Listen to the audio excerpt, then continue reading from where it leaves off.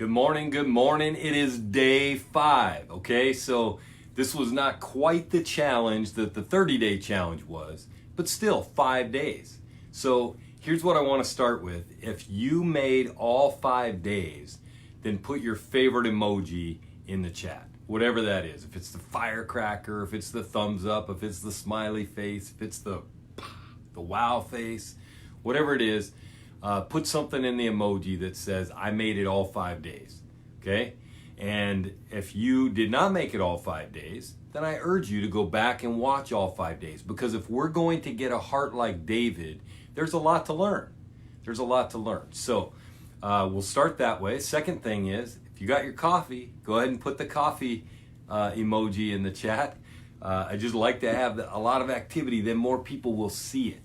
So make sure you do that. And then one more thing, if you have enjoyed these and you like what I'm doing here, please, please, please share this with some friends, tag them so that they can see it, share it on your page, whatever you can do to help spread the word. Why not? If this is good for you, then odds are it's good for others as well. And so we're gonna jump into day 5 of the Heart Like David challenge. And man, I'll tell you, if we could learn from David, we would be so far ahead in our life, so far ahead. There are so many things that David did that were unbelievable, and we could really learn from him. He was really, he made a mistake. He made a catastrophic mistake at one point in his life. He allowed himself in a moment of weakness to give in, committed adultery, and then he followed that up with lies to cover it up, which ended up in murder. It's unbelievable how far off track he got in such a short time, even though he was such an amazing man. But if you take that one little segment, which he really repented of, okay, you take that one segment out, and David was a man after God's own heart. He was amazing, and there's so much that we could learn from him. And so I thank you for tuning into this, and I fully intend to do more. I'm going to be doing a lot of travel in the next 2 weeks, so I'm not sure that I'm going to commit to doing one next week, but if I don't, I'll be doing the daily devotions, so I will do that. I may jump back into that for a short time and then go back to doing character ones like this, or I may do another challenge like the 30-day Renewing Your Mind challenge. But pray for me in this, because I want to be led by the Lord and led by the Holy Spirit as I do this. So day number 5, it's a big one. It is a big one. And it is this: David knew who he was. He knew who he was. It's one of the more difficult things that we deal with in life. In fact, if you look at the scenario, David and Goliath, that's really where we're focused in for the most part. If you look at that scenario, you see a whole army full of people acting exactly like each other. Like every one of them's afraid, every one of them runs and hides. And I can just picture it, okay? Goliath comes out, man, they're all, I was in the military, right? I served 9 years in the National Guard, and we did a lot of military exercises. And fortunately, and I thank God for this, I never had to go fight in an actual war, but I was prepared in case I did, right? So I can picture the army, and I picture myself in there, and I picture them running out to the battle line. It says they were with shouts and woohoo, we're going, yeah. So rah, rah, they're all ready, right? They're fired up. They get out there, and then all of a sudden Goliath comes out. Boom, boom, boom. And he starts shouting his taunts. He's like, you guys are nothing. Come out and fight me. Send somebody out here. You can't do it. I will defeat you. He's taunting them. And as soon as he comes out, I can picture right now some of what they're feeling. Maybe you can too. Like they're kind of a little bit afraid to look around. Like, is anybody going to step up here? But they know by this point, it says 40 days he did this. 40 days, okay? So by this point, they just know, man, you just tuck tail and run. That's it. That's your only option. You just tuck tail and run. And so they run, they hide behind the rocks, and they're all hiding together. And they're all looking around thinking, man, is anybody going to step up here? And they're probably then progressing that thought forward and thinking, well, it sure isn't going to be me. And there's a quote that I came up with. Maybe I read it somewhere years ago, but I don't think so. And it's this: people want to be outstanding, but they don't want to stand out. So people, they really do want to be excellent. They want to be outstanding. They want to be acknowledged for being great, but yet they have a fear of standing out. And I think it was probably the same way with this army. And what's even worse is they had a fear of looking stupid. They have a fear of being the failure. They had a fear of getting squashed by this giant, which was a real fear. I mean, let's face it, this guy was the champion of the Philistines, and he was a giant. So yeah, of course they're going to be afraid. But one of our weaknesses today is we just blend in. We just blend in. We need to stand out. God didn't create us to blend in. He created us to stand out. And if you want to be outstanding, you're going to have to stand out, right? And he didn't just create us to stand out. He created us with a unique gifting, a unique ability, a unique calling. He formed us uniquely in life so that we could be unique. And the idea behind being unique is that you stand out from the rest, right? So every one of us has an ability to stand out from the rest. Now, granted, some of our callings are very similar to other people's callings, but I may have the same calling as someone else, but it's in a different place. It's with different people. It's slightly different, right? And I can stand out where I'm planted, right? Bloom where you're planted. So let me make sure I don't get off track here. I want to show you how David knew who he was, okay? And so we're going to go to the scriptures. We're going to go to 1 Samuel 17, and I'm going to read. This is right after David convinces Saul that he's going to go fight Goliath. Like, he's talking him into it. He's talking about the lion and the bear, and he's like, this, after Saul tells him, don't be ridiculous. There's no way you can fight this Philistine and possibly win. Thanks for the vote of confidence. David convinces him, right? So then it says at the end of verse 37, Saul finally consented. So he wasn't even necessarily convinced. He's just like, he's wearing me out with all this stuff. So fine, go. He says, all right, go ahead, and may the Lord be with you. Little did he know the Lord was with him. So then it says, verse 38, then Saul gave David his own armor. This is huge. A bronze helmet and coat of mail. David put it on, strapped the sword over it, and took a step or two to see what it was like, for he had never worn such things before. So David put it on, okay? He put it on. And then he said, I can't go in these. I'm not used to them. So David took them off again. He picked up 5 smooth stones from a stream and put them into his shepherd's bag. Then, armed with his shepherd's staff and sling, he started across the valley to fight the Philistine.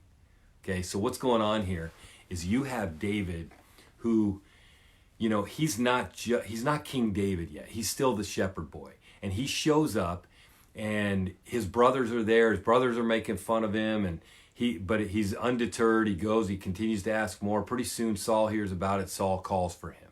So now he's talking to Saul, and he convinces Saul that he can go out there. And yet Saul still has it in his mind, if he's going to go out there, he's got to go out like this. Okay? And David, he didn't overcome the people-pleasing tendency that we all have just naturally. Like, even in this instant, as David is about to go out and win the greatest victory in terms of popularity in the history of the world. More people probably know about David and Goliath than even know about Jesus. Okay, it's that big of a story. Okay, and so right before he's about to win that greatest victory of all time type story, he's still giving in to being a people pleaser. He's still trying to please Saul. He puts on the armor, right? And Saul's a lot bigger than David. Okay, we know this because they told us when Saul became king that he was a whole head taller than everyone else. So he's a lot bigger than David, and David's putting on his armor. Well, why? And why would Saul demand that?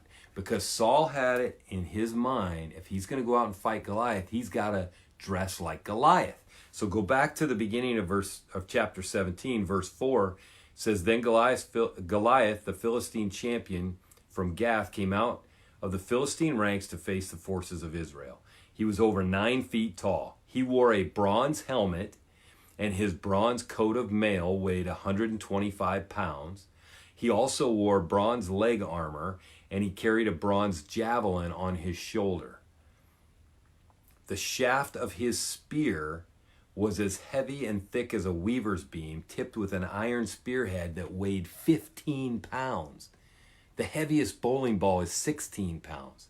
Put that on an end of a stick, and tell me how you do. And then it says his armor bearer walked ahead of him carrying a shield. So I have news for you. When a guy's armor weighs 125 pounds and his spearhead weighs 15 pounds, and you put on Saul's armor, you're no match. See, what Saul thought in his mind was, this is how you do it. This is how you do it. But God says, no, I uniquely created you to do it different. Different is okay. And when I'm behind it, different is better than okay. Different can be supernatural, right? And let's face it, if he goes out there the way that Saul thinks he has to go out there, David gets crushed. He gets absolutely crushed. So if he does it the same, then number one, he's not used to it. Number two, it's way too big for him, so he can't even walk around with it. So of course he's going to get crushed. Number three, even if Saul went out there in his own armor, which he is used to, and it does fit him perfectly, his armor pales in comparison to Goliath's armor. So mano a mano, or manu a manu, or however you say it, man versus man, is only good when you're the biggest, most powerful man, right? Or if you have a skill set that sets you apart as the best man. Well, David had none of that when he tried to go out there like Goliath. I mean, here's David, here's Goliath, here's David, here's Goliath. I mean, however you want to put it, Goliath was massively bigger than him. So he was no match.